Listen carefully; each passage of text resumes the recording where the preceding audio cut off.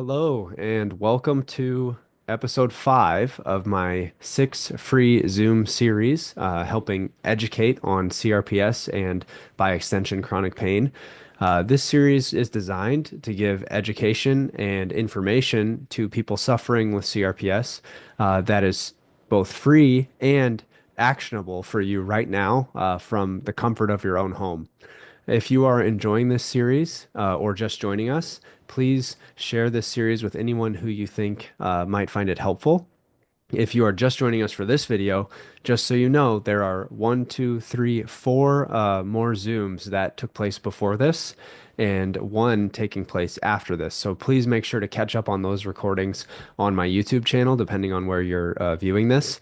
Just go to YouTube and search Chase Teagarden CRPS, and I should pop up. If you don't know who I am a doctor of physical therapy and pain specialist who also had CRPS 10 years ago, and thankfully, after a 4-year journey with pain, reached remission slash recovered from the condition, and I have had no pain for almost 7 years. Now I treat CRPS at one of the largest hospitals in the country and privately as a pain coach with clients everywhere in the world, including Australia, Spain, Canada, Finland, and the US, just to name a few. If pain coaching is something you are interested in, you can go to my website, thewindowpain.com, and go ahead and click on the Get Scheduled button to get scheduled with me for a free consult on pain coaching. If you are looking for something actionable and affordable, you can also go to thewindowpain.com and sign up for my email list, which is a waiting list where I also provide free information and educational tools on CRPS to be notified when my self-guided 8-week CRPS program comes out on February 1st. Again, thank you so much for tuning in. Thank you to everybody that has been involved in the growth of my YouTube channel in the last several months and the growth of this program to help us find our way out of pain. Thank you for watching. I hope you enjoy this Zoom, which is Zoom 5 on trauma, emotions, and their relationship to CRPS.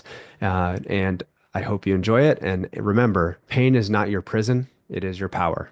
Thanks so much. See you later. All right. Welcome, guys, to Zoom episode 5.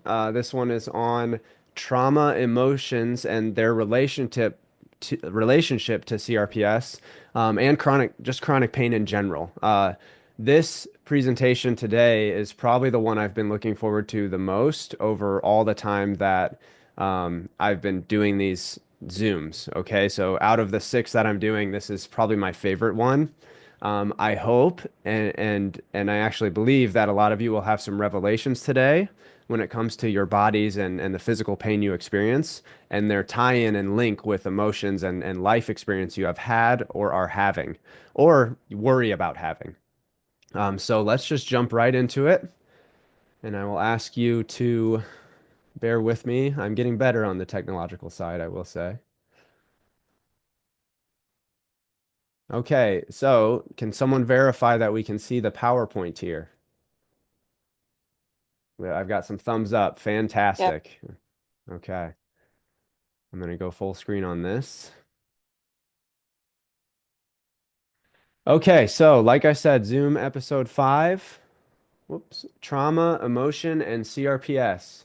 As I do with all of the Zooms, I'm going to go through a brief introduction about myself because some people jump into the YouTube videos at Zoom 5 or Zoom 4. And so it's very important that I have you guys know who I am and feel like I know what I'm talking about or deserve to be talking about these things because that's the number one thing when it comes to healing in medicine is a good therapeutic alliance, a good relationship with the person you're working with. Okay. So,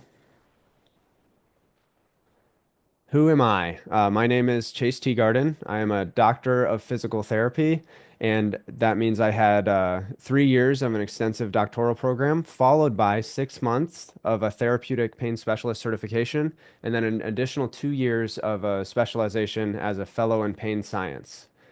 I have been studying pain in and out since I started my schooling. And not only that, but I've had my own experience with pain over the last several years, which I'll share now. So, how I got here in 2008, I had my first incidence of back pain.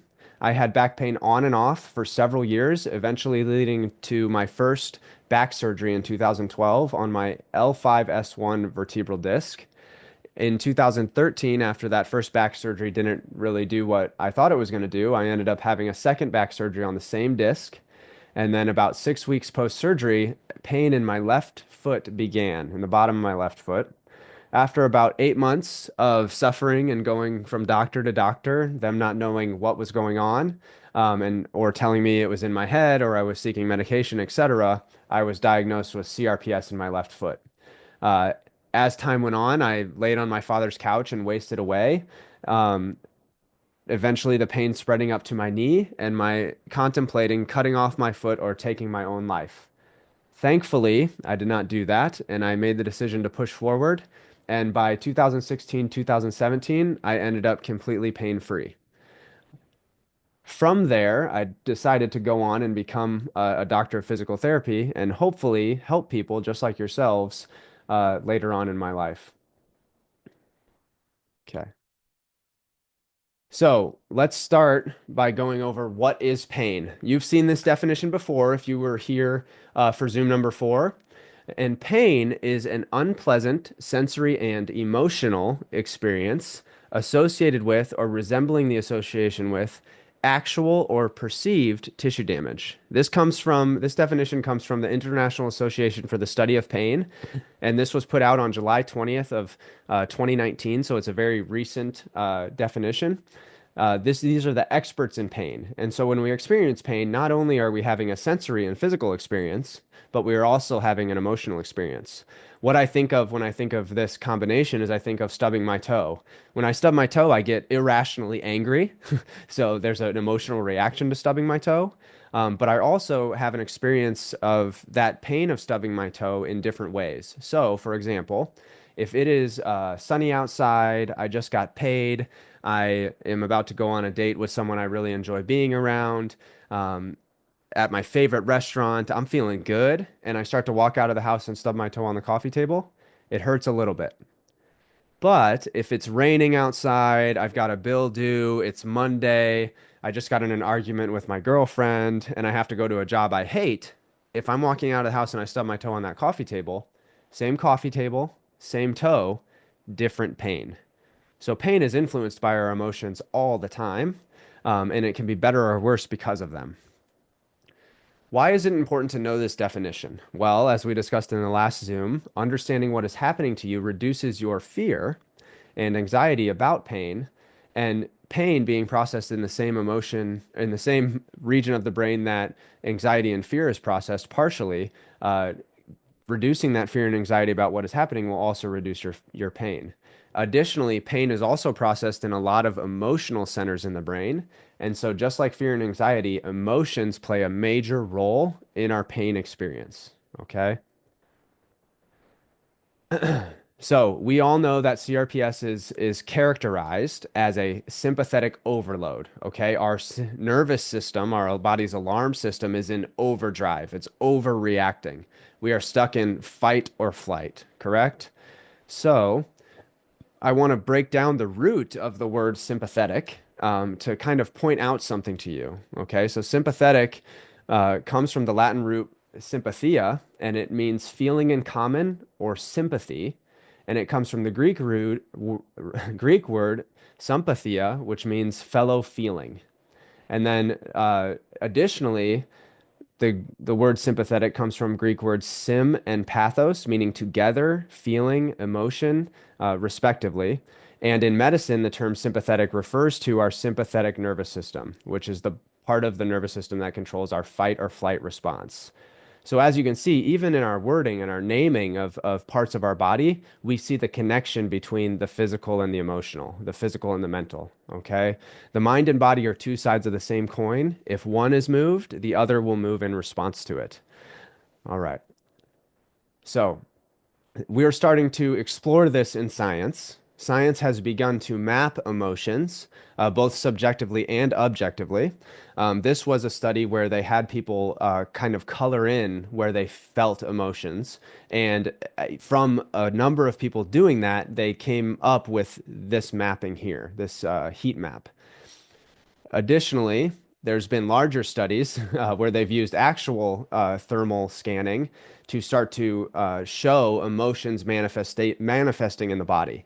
So when we have an emotion, we always have a physical response, always. So some of you can speak up here, but when you are sad, what do you feel or how do you look like physically? Anybody? My posture's always poor. Okay, so yeah, you might droop forward, you might withdraw into yourself. You might have a heavy feeling on your chest. You know, you might have this feeling of tears welling up behind your eyes. You know, that's one of them. So what about when you are angry? My forehead is scrunched a lot. Forehead scrunched. Okay. What else? Tense, Any really tense? tense. Mm-hmm. Where are you tense? My back and my neck. Yes, back, neck, Yeah. My shoulders. God. Your jaw, yes, Amy. So yeah, you might have your jaw clenched. You might clench your fists. You might lift your shoulders up. Imagine yourself in a fighting stance when you're angry. That's kind of what I imagine, right? What about when you are embarrassed? What happens physically? Kind of shrink down. Shrink down, yeah. You Yeah, might yeah. turn a certain color. Flush. Uh-huh. Uh-huh. Blushing, turning Definitely red. get hot temperature change. Temperature changes, yep. Shaking potentially. Thinking of a speech in front of a group, like a class, if you do poorly, you might have some shaking or trembling in your voice. I get Um, hives that don't go away for hours, so everybody knows when I'm feeling something. I get blotchy everywhere.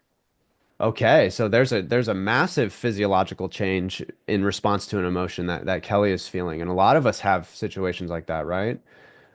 What about when you have intuition about the future? What do you feel? Maybe if it's negative, maybe it's in our stomach. Uh-huh. And what do we call Mhm. that? Like a Gut gut, feeling. yeah, gut feeling. A gut feeling. Yeah. So this concept of the psychosomatic mind-body experience is built into our language. We have things like gut feeling, backstab, heartbreak. Okay, you feel these things, but nothing physically is happening to you. Like no one's actually stabbing you in the back, but they are betraying you, and you do feel that. No one's actually stabbing you in the heart, but it does feel like that. When someone breaks our heart, we literally put our hands on our chest because we feel it there. Okay. What about when you forgot about the dishes and your wife or husband comes home, or you didn't take the trash out? What do you feel then? Or when you see your husband hasn't done the dishes or taken the trash out. Okay, so I've had this experience. I've forgotten to do the dishes and I've heard the door open and I ran to the sink and I started doing them and the whole time I was as tense as could be waiting to get smacked on the back of the head. That wasn't actually going to happen, but that's how I felt, okay? Um, okay, so and then what about for the guys in here? What do you feel when you see someone get kicked in the groin? Do you feel it too? I know the guys in here might be shy, but Every I single time. uh-huh, exactly. Every I single time. yep, I know I do. So that's not even happening to me, but emotionally I empathize and feel it, right? And then what about when someone is drowning in a movie? What do you guys do? Uh-huh, I see you. I can't even watch that. I can't even watch Yeah. it. Mm-hmm, Gasp because we'll for hold our air. breath. I hold my breath. Uh-huh. I've been guilty of holding my breath almost until I pass out because you get emotionally invested with this person on the screen in front of you.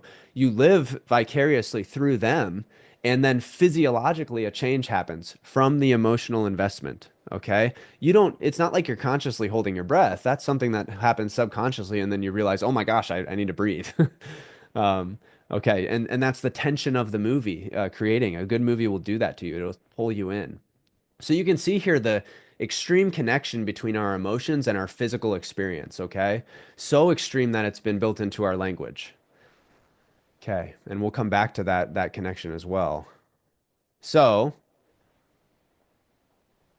emotions that are not expressed or let out, it has been theorized, will never die, and they will come forth later in uglier ways. And this was something, a statement by Sigmund Freud, who was a psychologist who was both fascinatingly right about a lot of things and horrifically wrong about a lot of things.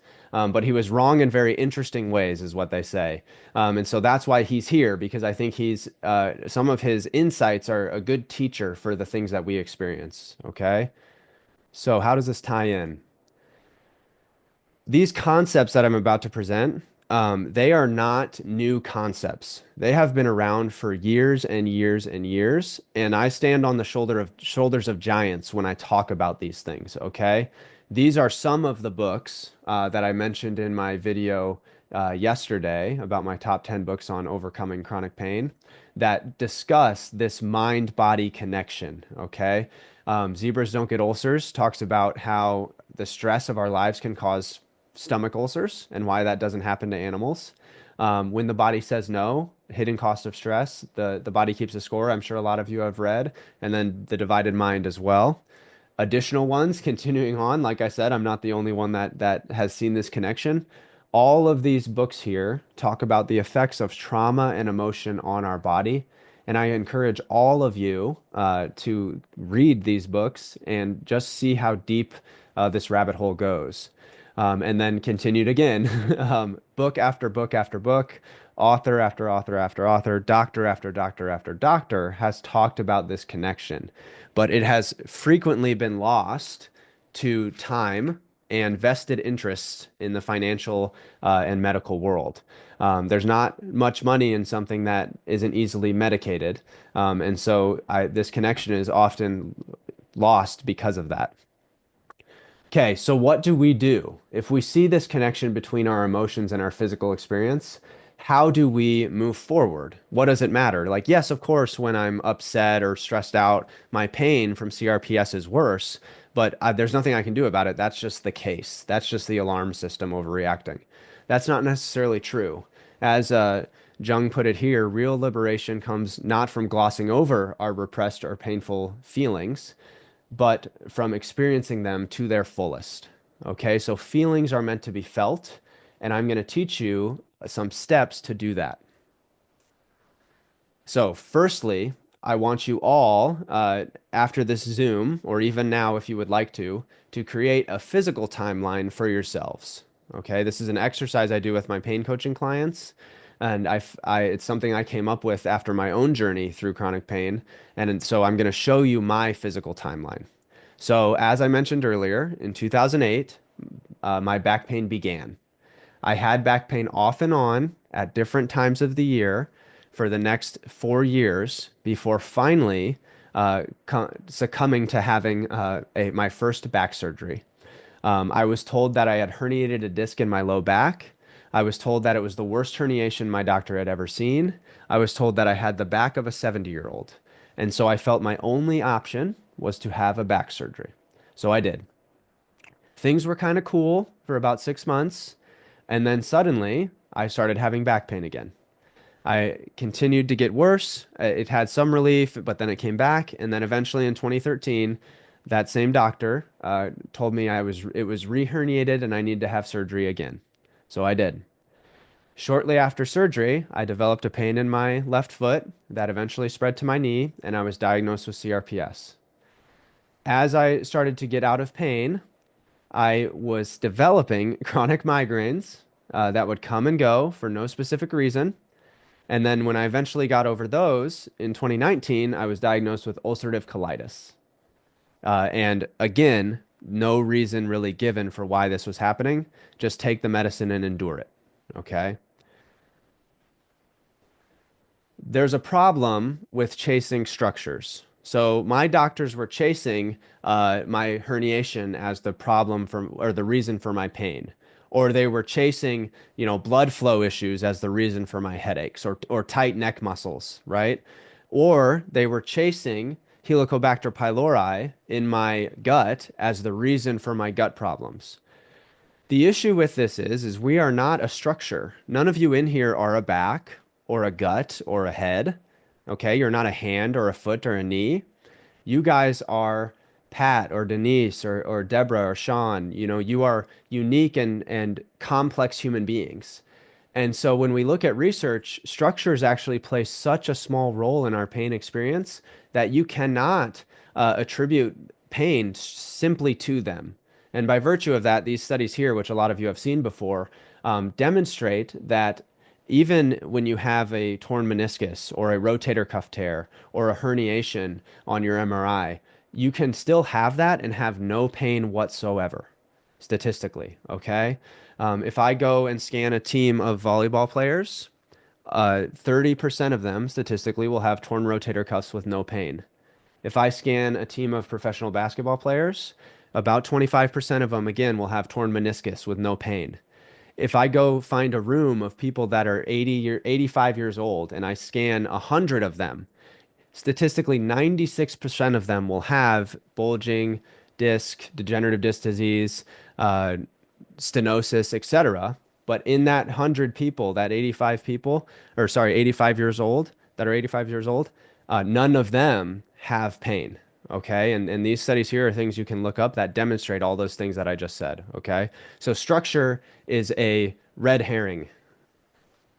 And medicine knows this. We do more orthopedic surgeries than we ever have in the history of this planet, yet we have more pain than we have ever had before. So we have missed the bigger picture. And that's something that happens when we look at everything close up. Okay. And actually, some of the surgeons have started writing books about this. This book here, Surgery, the Ultimate Placebo by Ian Harris, he's an orthopedic surgeon himself.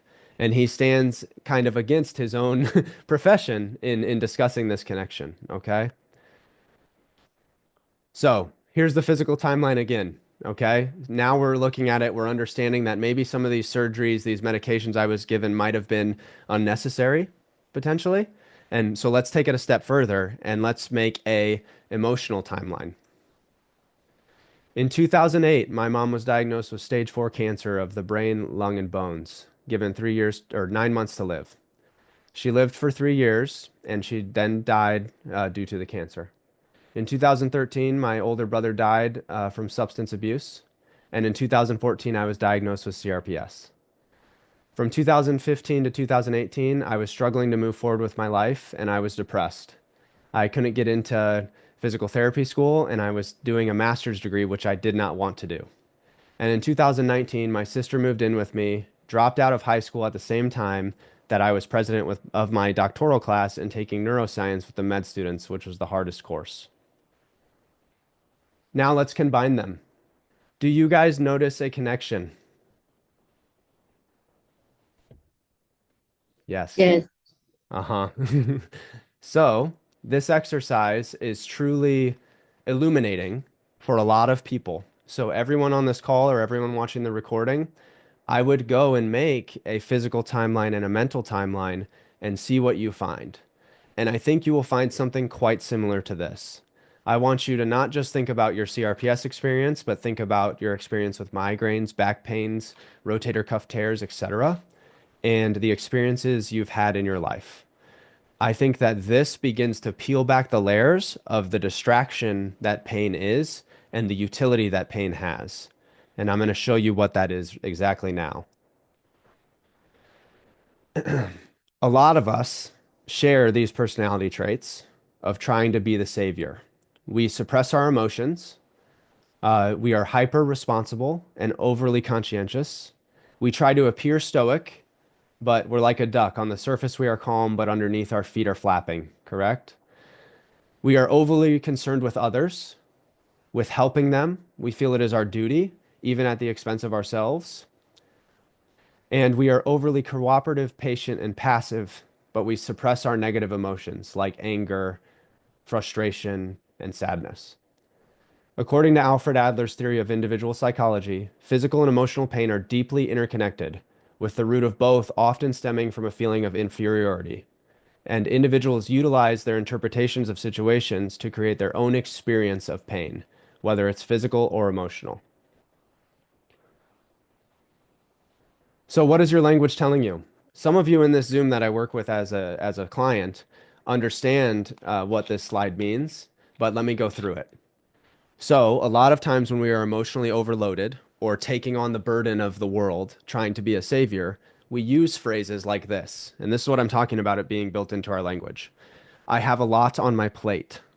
I can't carry this anymore. I thought I could handle this. I just can't seem to find my footing.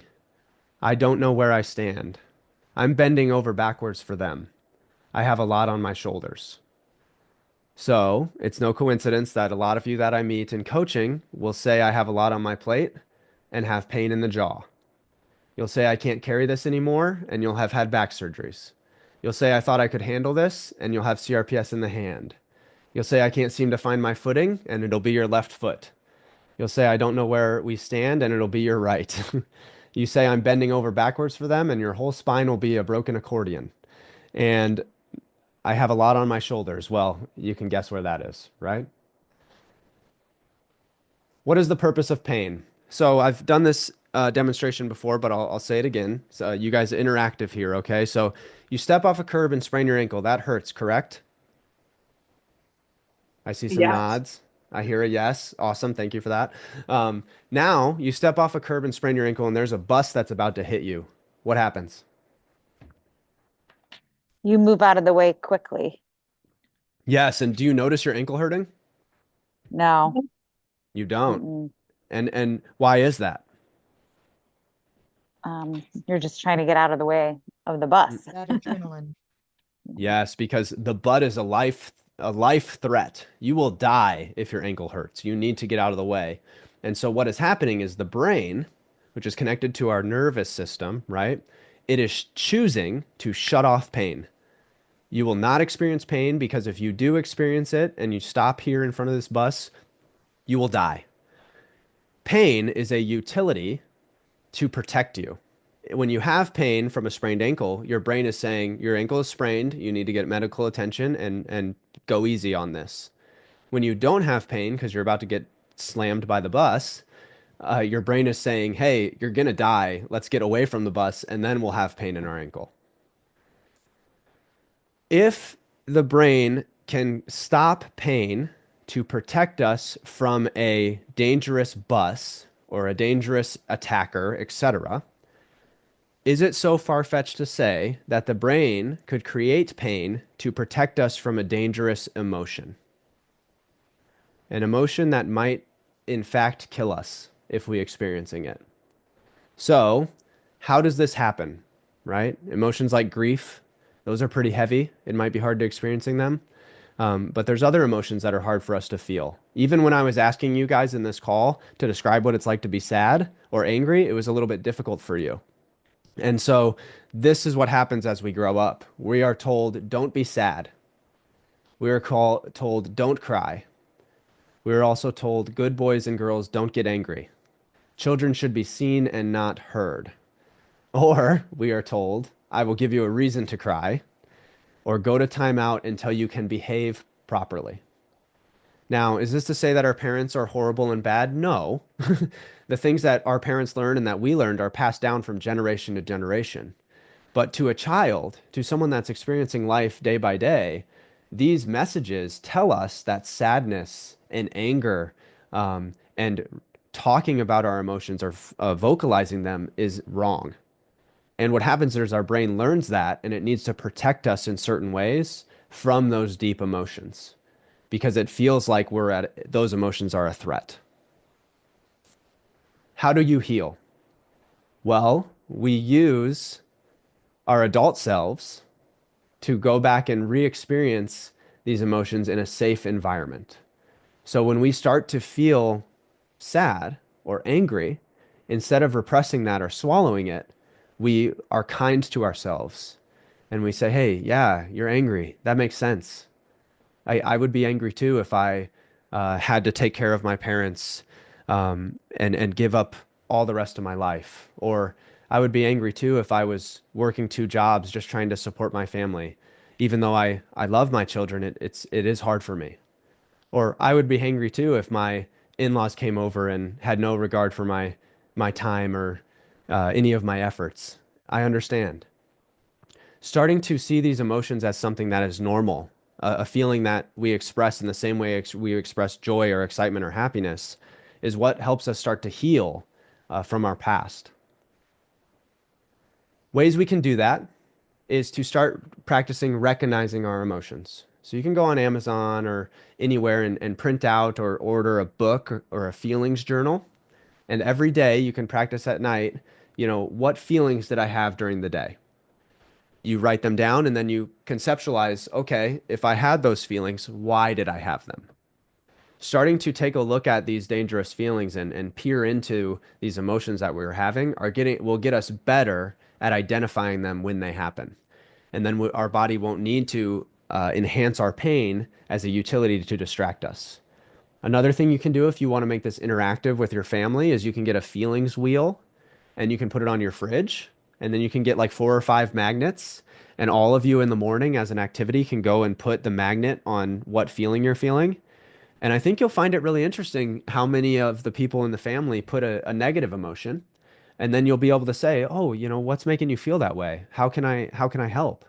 And that'll really open you guys up to a dialogue about all the stuff that you're holding inside or pushing down into your backs or your feet or your hands, right?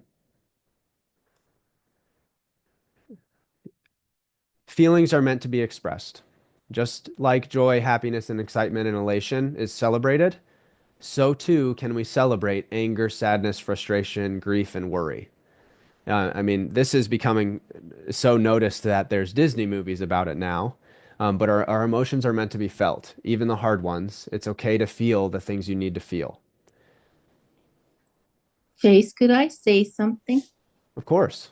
Um, I just find that my emotions are heightened when I'm tired and very exhausted from not having sleep. Of course. That's what, yeah. Absolutely.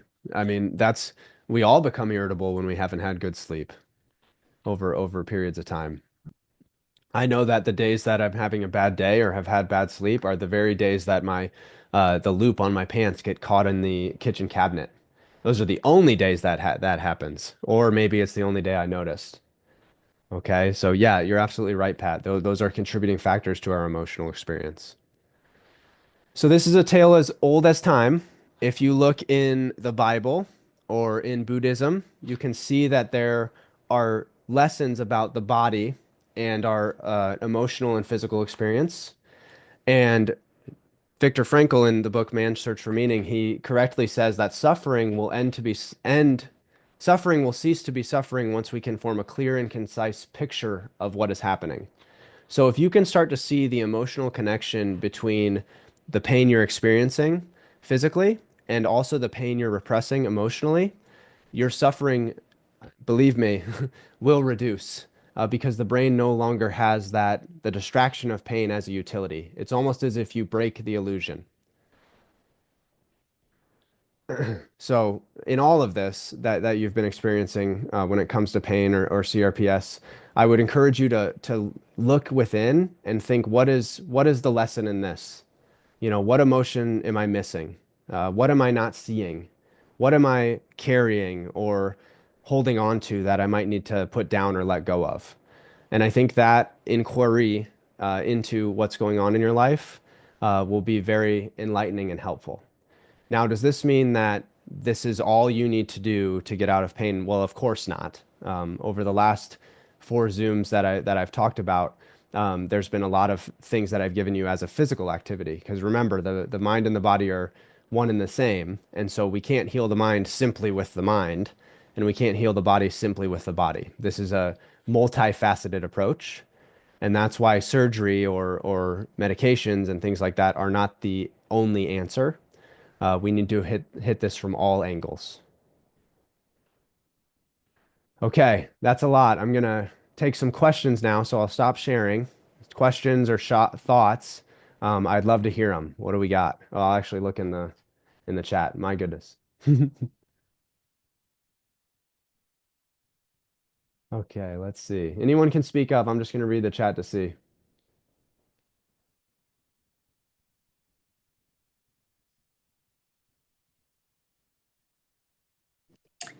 I think this is going to be scary for me to map out my physical journey and my emotional journey because I've had so much that's happened to me in my physical life. Yeah. And I know there's going to be a lot of repressed emotions that hadn't dealt with and that keep surfacing.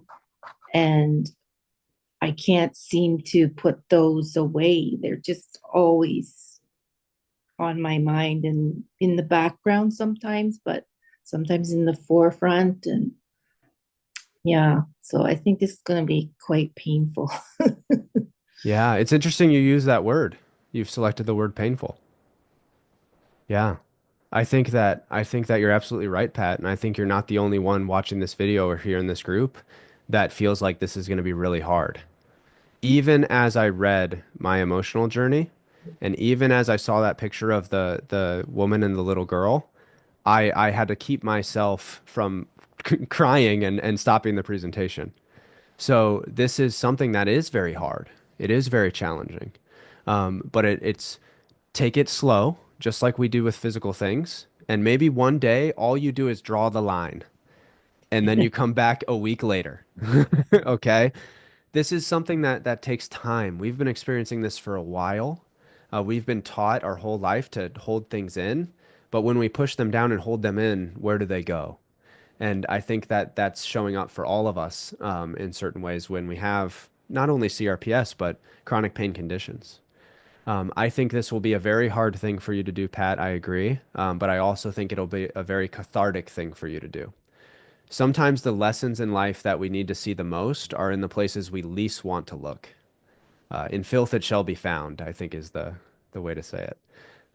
And sharing, I think, with my husband will probably be hard as well because he won't see these things as being, he's not a very emotional person. He won't see these things as being things that have affected my health. He'll just, yeah, he won't see that, I don't think. Do you have anything that you can think of for your husband that might be affecting his health in certain ways? His health is good. And what's he like? Pretty easygoing. Mm-hmm. Yeah. Does he seem to hold on to a lot of things, or they kind of just roll off him? They roll off him, but he does have anger at times. Yeah. Okay. So I'd be interested in, you know, or maybe you'd be interested in understanding, where that's coming from. And maybe on the days that he's angry, he could try the emotions thing and he might slam the magnet on the anger part, yeah, he but should then you do it. yeah, but then that can open up a door for you to say, what's going on? And I think I've done this activity with my father, and it's opened some things to where I started to see my father really let out emotions that he hadn't let out. Emotions that manifested as diverticulitis or back pain. But he is now, I mean, he just went to the gym and he's 74. So I think that although these things will be hard, I think they'll be worthwhile for sure. Yes, for And sure. and if you need any guidance, Pat, I'm always here. Let me know. Thank I'd you. be happy. Thanks so much. Anybody else? Pat's been very, very vulnerable and I really appreciate that. Anybody else have anything that they learned from this or noticed or are worried about that they want to share? I'll say real quick that I'm married too, and I feel like I'm a very deep person. I think a lot. I'm also often internal. Wheels are going, and I've been married 22 years. And I asked my husband a couple of weeks ago, I'm like, "What are your deep thoughts? We never talk about your deep thoughts." And he's like, "I don't have any." How do you not have any deep thoughts? Well, I think about work. I come home and eat, and then I sleep. So it is a little bit of it's alarming when you are somebody dealing with this and you do have deep thoughts, and some of those are emotional, some are traumas, some are fear, and your significant other just doesn't jive with you like that. That's not their thing. Yeah. There's a game that I've seen out. It's called Let's Get Deep. And maybe that's something I can share in our Facebook group as a link, but it's something to facilitate hard conversations. I think sometimes just asking the question, like, how do you feel? We're kind of trained to say, oh, I'm fine, you know. But the reality is that probably not feeling fine, and just needs to ask us the correct question. And so maybe a tool like that would be something to open him up, or some of the other people in this group to open your wife up or your husband up to discussing things. Like, hey, let's grab a glass of wine and let's go through these cards and see what happens. Okay. I'll try to find a game of that nature that I can look at a little bit and make sure it has some good tools there, and I'll share it with you guys in the Facebook group. Okay. I did a timeline for trauma therapy, and I had shared it with my mother, and she was able to think of 5 traumas that I didn't even have on my timeline. And so we considered also sharing some of my memories with my 2 sisters that we grew up together, to see if there was any memories that they have or may have been a little bit different. So I'm wondering if there's any certain exercises that help bring up memories or help to get them to surface a little bit, because I couldn't believe some of the things that I completely didn't even come to mind when I was doing the trauma timeline. Mine started really young, so there's a long line, but it's difficult to remember all of the traumas for me. Yeah.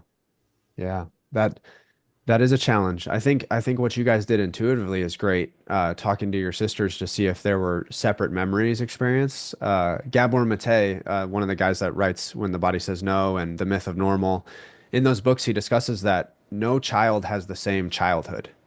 Even in the same household, childhoods are experienced differently.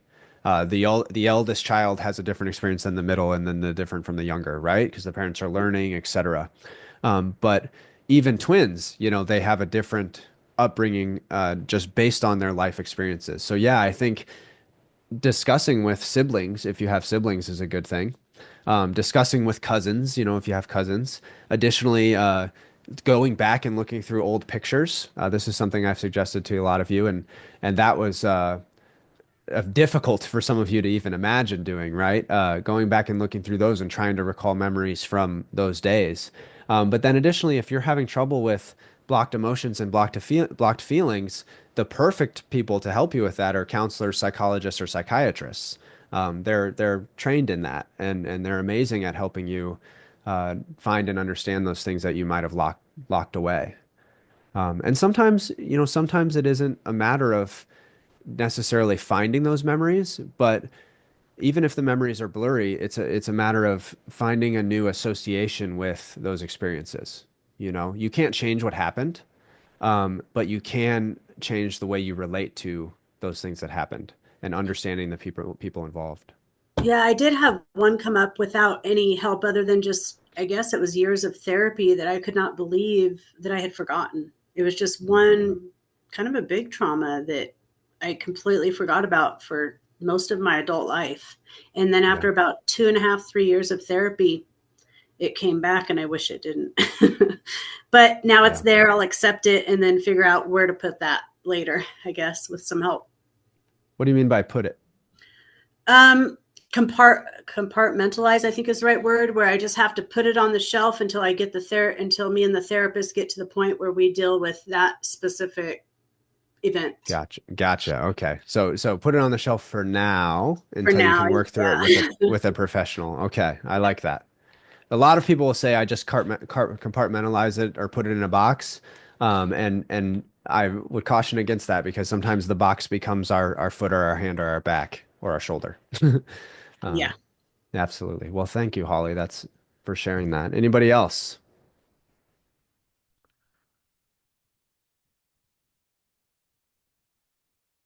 Any thoughts? Burning questions. Okay, let me go back to the chat. I couldn't tell if there was just a conversation or if there were questions.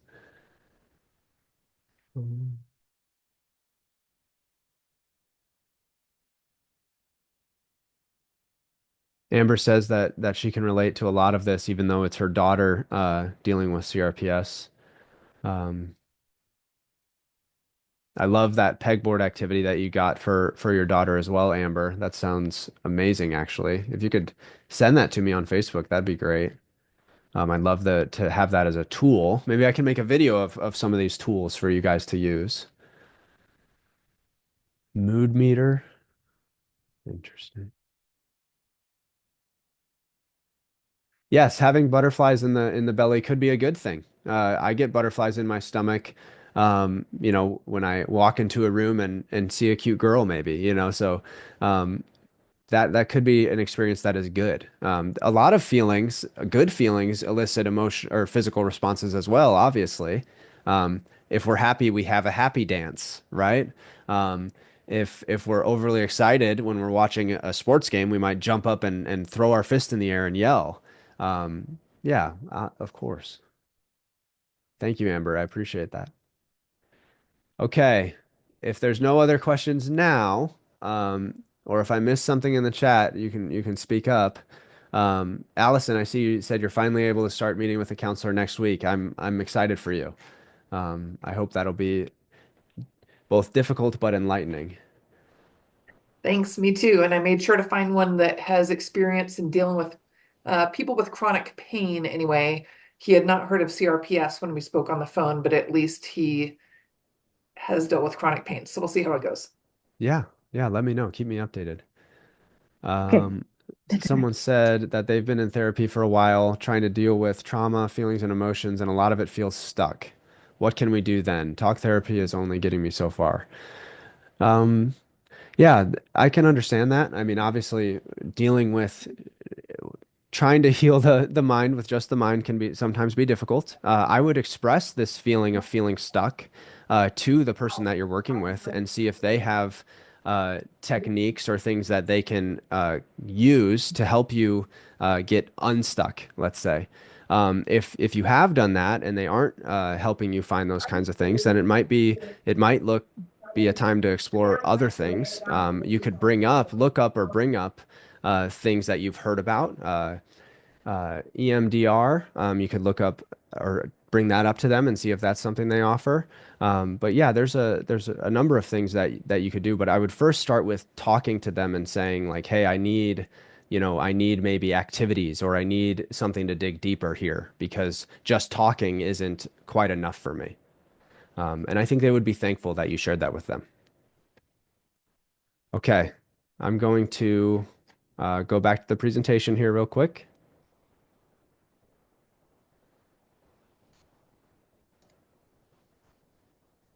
Okay, we can see it, yes? Yes. All right, I'm not, thank you. Thank you for the thumbs up and the yes. Okay, so that's the questions there. Plan for the next few weeks, okay? So Zoom number 6 is going to take place 2 weeks from today on Saturday, February 1st at 2 p.m. U.S. Central Time. That is going to be a launch party for the CRPS self-guided program. What we're going to do there is we'll have some prizes that we'll give out. We'll have some challenges that we'll do to get kind of excited about this whole journey we've been on together and the launch of the program itself. I will be giving away, one second. I will be giving away this t-shirt, a number of these that you saw in the group with the motto, "Pain is not your prison. Woo! It is your power." Okay. Reframing what pain means to us. And there's a couple Easter eggs on the shirt that you'll see when you get it in the mail. I'll also be giving away a few Amazon gift cards and things like that. So I think it'll be really fun. You'll be able to join in with a cocktail or a mocktail or a coffee or a electrolyte drink, whatever floats your boat. You can join in there. But that next one will be mostly just a celebration and of this whole journey we've been on, and what's to come next, which is that program launching February 1st. So while that Zoom is going on, I will make that program live. And the first 100 people to sign up will also receive a t-shirt. Okay. All right. And some stickers and some other things I'm going to throw in there. So I'm going to give you a program overview. These prices are not final, but it's an estimate, okay? So the self-guided course, that is an 8-lesson self-guided CRPS course. It's going to take you through new lessons, a lot of similar messages, but a lot of very new lessons. I've only scratched the surface here on things that we can do to start to help with CRPS. It's 8 weeks of lessons and assignments each week to help you do this inner work and this digging to help shape your path out of this pain. Okay. The next one is going to be the same 8-week self-guided course, but it's cohort style. And this will be a limited time run only 3 times a year. For 8 weeks, you will go through this course with a group of 20 to 30, and we will meet every Saturday in a classroom like this. And we will go ahead and talk about the lesson of each week. Okay, so that's the next option. The third thing, which is already live, so if this is something that interests you now, you can go ahead and get scheduled. But I do offer one-on-one customized pain coaching. With that, I use not only my experience with having CRPS, but I also use my experience as a doctor of physical therapy and pain specialist, as well as techniques from cognitive behavioral and acceptance and commitment therapy to help you live a more meaningful and fulfilling life. If you feel like that is something that would be good for you, a one-on-one customized program, you can go to my website, thewindowpain.com, and click Get Scheduled, and we'll do a free consult to talk about that program and if it's a good fit. The community hub is a place I'm going to try and establish with these programs, which is a place where we can all come together and talk about being a part of this program. So that's still in the works. And then if you are not on my mailing list, my email list, I will always, always, always be sending out free information about CRPS and new things that I learn as I continue to learn myself. Okay. And lastly, I just want to say thank you to all of you. I would not be where I am right now with this CRPS journey that I've been on if it wasn't for you guys. I have seen you guys talking about how much what I've said has been helpful for you, how you've gotten back to exercising and moving around and enjoying life. And it means so, so much to me. I collect all of those statements and they fuel me forward when I'm super tired. But I know I still need to work on this program to help you guys as best as I can. So thank you so much for your support. I have seen you guys posting in other groups that I'm not even in, talking about reaching out to me or joining our group or watching my YouTube videos. And honestly, that truly means the world to me. I've been overwhelmed with the response. And I actually, just a couple days ago, I put in my 30 days at my traditional job because I want to pursue this full time and help people that need it most with CRPS full time around the world. So thank you guys so much. This has been an incredible journey. I can't believe we're 5 Zooms in. This started all the way back in November. And I truly feel this is just the beginning. So thank you for being here. It means a lot. I'm Chase, going to can I stop. say something? Thank you, Chase. Thank Yeah, of you. course. You can say something. What's up? I just wanted to let y'all know that this is my granddaughter. And when she was born, I was in the room and I couldn't hold her for longer than 30 seconds.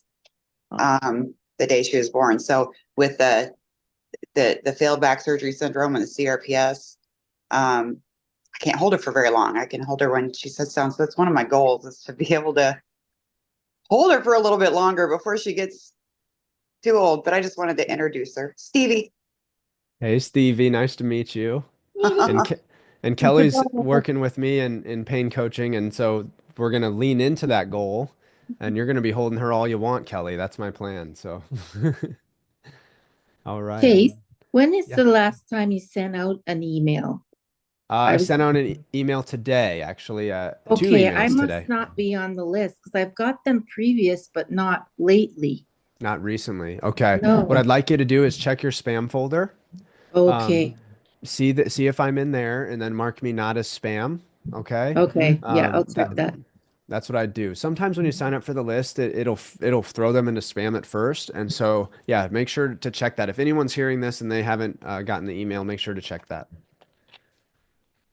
But yeah, I send out sleep toolkits. I send out videos about desensitization, my book recommendation, and notifications of the Zoom. So yeah, we got to get you squared away on that, Pat. For Yeah. sure. For sure. Okay. Well, I'm gonna stop the recording here and we can hang out for a little bit longer. But like I said, thank you guys so much. I've loved every minute of this. And we'll all say bye to YouTube now. Bye, YouTube. Thanks, Dr. T. Of course. All right. Recording done.